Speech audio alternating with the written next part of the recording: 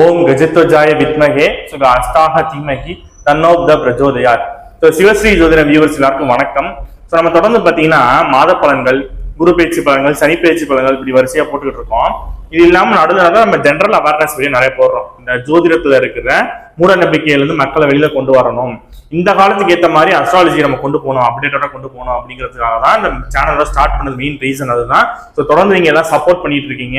So தொடர்ந்து support பண்ணுங்க. So நம்மளோட நோக்கமே என்னன்னு பாத்தீங்கன்னா, ஜோதிடத்தோட பேஸை மாத்தாம இந்த காலத்துக்கு ஏற்ற மாதிரி, அதாவது இந்த காலத்துக்கு ஏற்ற மாதிரி அந்த ஜோதிடத்தை அப்டேட்டடா வந்து மக்கள்கிட்ட கொண்டு போய் சேர்க்கறதுக்காக தான் நம்ம சேனல் ஸ்டார்ட் பண்ணோம். நம்ம முன்னோர்கள் சொன்ன அந்த பேஸை மாத்தாமல் இந்த காலத்துக்கு ஏற்ற மாதிரி அது கொடுக்கறது நம்மளோட மெயின் ரீசனு. ஸோ இந்த வீடியோல நம்ம என்ன பார்க்க போறோம் அப்படின்னா, அட்சய திருதியை வருது. 2025 வருடம் ஏப்ரல் 30 பாத்தீங்கன்னா அட்சய திருதியை வருது.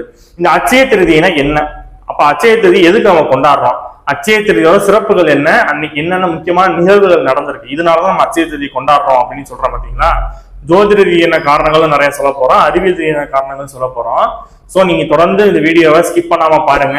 வீடியோ பிடிச்சிருந்தா லைக் பண்ணுங்க, ஷேர் பண்ணுங்க, சப்ஸ்கிரைப் பண்ணுங்க. வாங்க வீடியோக்குள்ள போவோம்.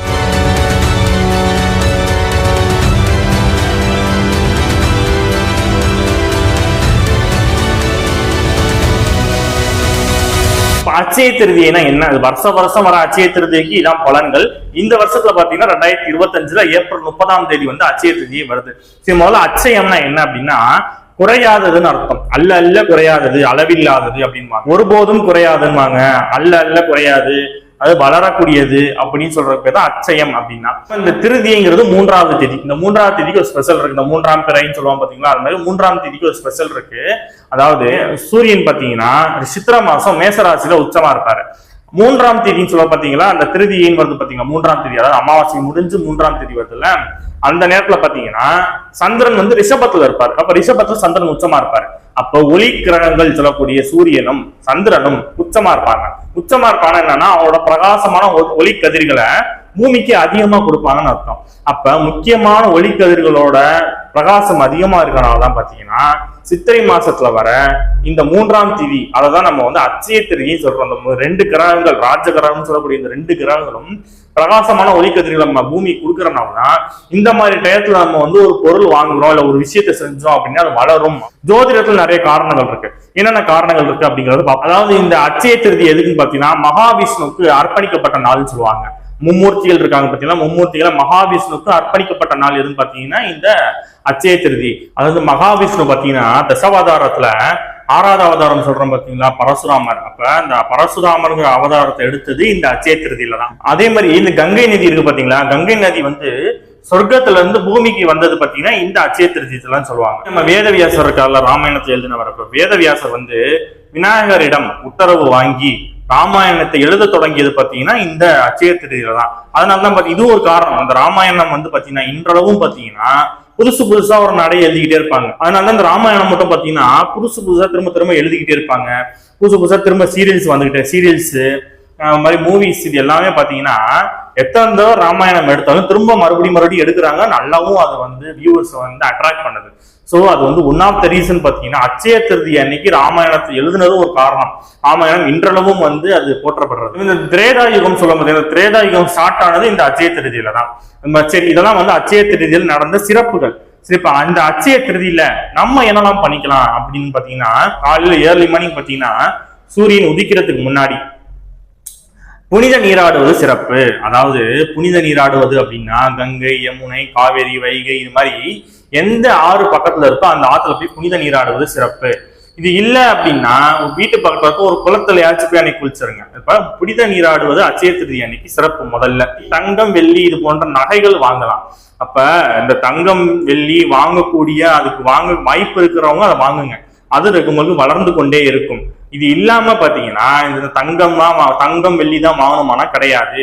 வீட்டுக்கு சுப பொருட்கள் என்ன வேணாலும் வாங்கிக்கலாம். அதாவது வீட்டுக்கு தேவையான சுப பொருட்கள் சொல்றாங்க பாத்தீங்களா, அரிசி, பருப்பு, கோதுமை, இது மாதிரி மஞ்சள் பொருட்கள் சொல்லுவாங்களா, மஞ்சள் சம்பந்தப்பட்ட பொருட்கள், மங்களகரமான பொருட்கள், இது எல்லாமே வீட்டுக்கு தேவையான சுப பொருட்கள் எது வேணாலும் நீங்க வீட்டுக்கு வாங்கலாம். எனக்கு எதுவுமே வாங்க முடியல, எனக்கு வந்து தங்கம் வாங்க முடியல, வெள்ளி வாங்க முடியல, எந்த பொருளும் வாங்க ரொம்ப கஷ்டத்துல இருக்கேன், ஏழ்மையில இருக்கேன் அப்படின்னா நீங்க ஒரு 1 கிலோ அரிசி மட்டும் வாங்க போதும். அடுத்த அட்சய திருதிக்கு கண்டிப்பா உங்க வாழ்க்கையில் நிறைய முன்னேற்றங்கள் நடக்கும். இந்த அட்சய திருதி தான் பாத்தீங்கன்னா புதுமனை குடி போறது, பால் காய்ச்சறது, புதுசா இடம் வாங்குறது, வீடு வாங்குறது, வீடு கட்ட ஆரம்பிக்கிறது, இது மாதிரி சுப விஷயங்கள், பத்திரம் போடுறது, டாக்குமெண்ட் போடுறது, இது மாதிரி சுப விஷயங்கள் எல்லாமே செஞ்சுக்கலாம் பாத்தீங்கன்னா. ஆனா ஒரு ஆபீஸ் இடம் மாத்துறேன், ஒரு அலுவலகத்தை இடம் மாத்துறேன், வேலையை இடம் மாத்துறேங்கிறது பண்ணக்கூடாது. பண்ணீங்கன்னா அது அடிக்கடி மாத்துற மாதிரியே வரும். அப்ப சுபகாரியங்கள் நீங்க யோசிச்சு என்னென்ன விஷயங்கள் நமக்கு சுபகாரியங்கள் வளர வேண்டியதுன்னு யோசிக்கிறீங்களா, வளர்ந்தால் நமக்கு நன்மை நடக்கக்கூடிய விஷயங்கள் எல்லாத்தையும் இந்த அட்சய திருதி அன்னைக்கு பண்ணிக்கலாம். அன்னைக்கு ராசி நட்சத்திரம் எதுவுமே நீங்க பார்க்க வேணாம்.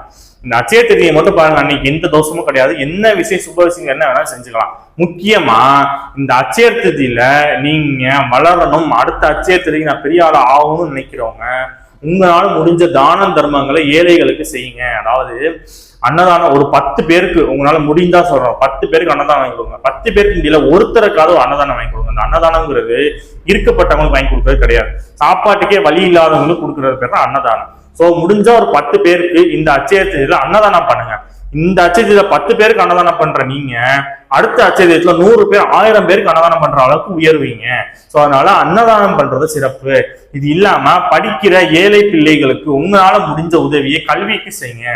கல்விக்கு உதவி செய்யலாம். ஏன்னா கல்விக்கு உதவி செய்யும் போது நீங்க உங்க பிள்ளைங்க எல்லாரும் பாத்தீங்கன்னா நல்ல டெவலப்மெண்ட் ஆவீங்க. இந்த அட்சய திருதியில கல்விக்கு உதவி செய்யும் போது என்னெல்லாம் பண்ணக்கூடாது அப்படின்னு பாத்தீங்கன்னா, மரம் வெட்டக்கூடாது சரிங்களா, வீட்டுக்கு அசுப பொருட்கள் வாங்கக்கூடாது, இந்த விறகு வாங்குறது, மண்ணெண்ணெய் வாங்குறது, இதெல்லாம் இந்த அட்சய திருதியில அவாய்ட் பண்ணிக்க. அதே மாதிரி பாத்தீங்கன்னா அசைவம் சாப்பிடக்கூடாது, ரொம்ப கேர்ஃபுல்லா இருக்கணும். இந்த மாதிரி விஷயங்கள் எல்லாம் அசைவம் சாப்பிடாம இருக்கிறது, இந்த மாதிரி அசுப காரியங்கள்ல ஈடுபடாம இருப்பது சிறப்பு.